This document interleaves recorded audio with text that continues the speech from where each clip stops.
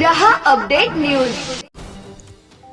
चाळीसगाव तालुक्यातील खडकी बुद्रुक गाव पाटखडकी sub station व परिसरात गेल्या 15 दिवसांपासून कचरा गाडी येत नसल्याने स्वच्छतेचा प्रश्न गंभीर बनला आहे।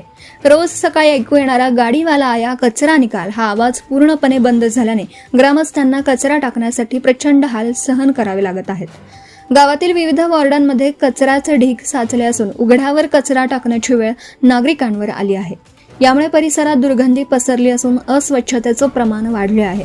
दरम्यान गटारी व नाले घाण पाणी आणि कचऱ्याने तुडुंब भरले आहेत। नियमित साफसफाई होत नसल्याने परिस्थिती दिवसेंदिवस गंभीर होत आहे। सफाई कर्मचारी देखील कामावर दिसत नसल्याने नागरिकांमध्ये संताप व्यक्त होत आहे।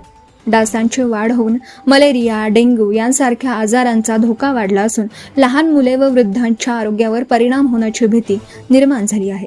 15 दिवसांपासून कचरा गाडीच येत नाही तरीही प्रशासन शांत आहे। नेमकं काय चाललंय असा सवाल ग्रामस्थांकडून उपस्थित केला जात आहे। तात्काळ कचरा संकलन सेवा सुरू करणं, गटारींची साफसफाई करणे आणि नियमित स्वच्छता व्यवस्था राबवणं अशी मागणी नागरिकांनी केली आहे।